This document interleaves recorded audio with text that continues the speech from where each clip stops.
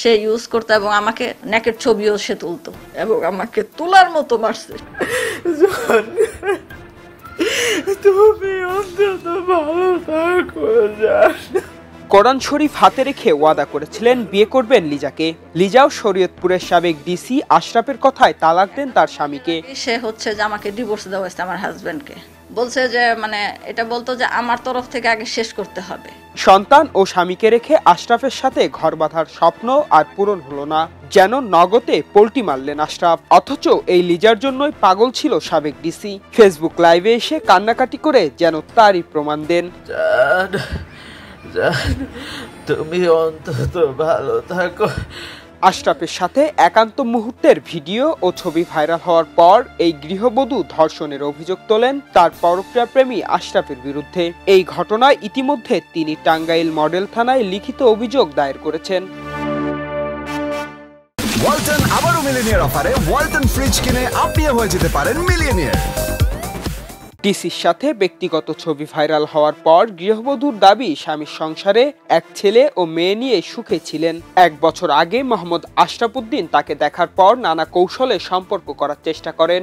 নির্যাতিতা ওই গৃহবধূ ডিসি আশরাফের শ্যালকের বউ। আত্মীয়তার কারণে মাঝে মাঝে আশরাফ তার স্ত্রীকে নিয়ে কৌশলে বাসায় ডেকে নিতেন লিজাকে। ওই ডিসি সুযোগে বিয়ের প্রলোভনে শারীরিক সম্পর্ক করার প্রস্তাব দেন।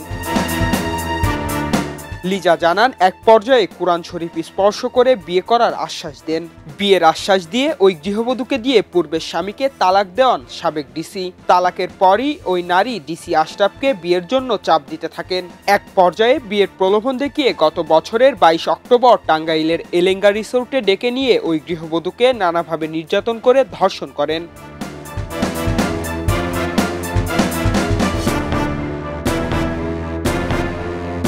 বিষয়টি কাউকে জানালে প্রাণে মেরে ফেলার হুমকি দিয়েছিলেন বলেও ওই নারী অভিযোগ করেন। এ বিষয়ে আদালতে মামলা করবেন বলে জানিয়েছেন নির্যাতনের শিকার লিজা।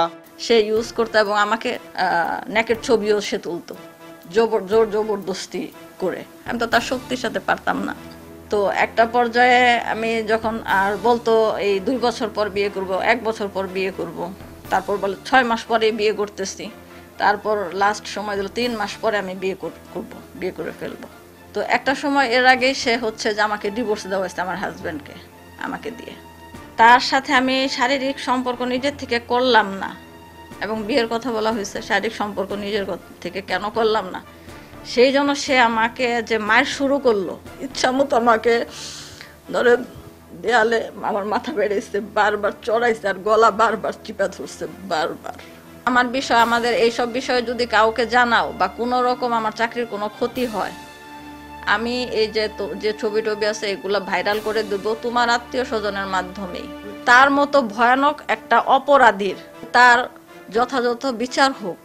তবে এলেঙ্গা রিসোর্ট কর্তৃপক্ষ যথা নিয়মে রিসোর্ট পরিচালনা করে বলে জানিয়েছেন। ধর্ষণের ঘটনা সম্পর্কে তারা অবগত নয় বলেও দাবি করেন।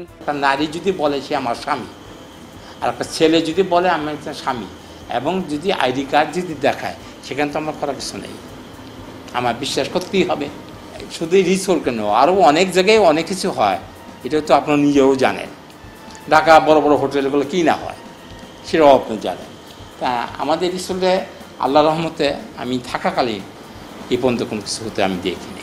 জেলা প্রশাসক মোহাম্মদ আশরাফ উদ্দিন 2024 সালে 3 নভেম্বর শরীয়তপুরের জেলা প্রশাসক হিসেবে যোগ দেন।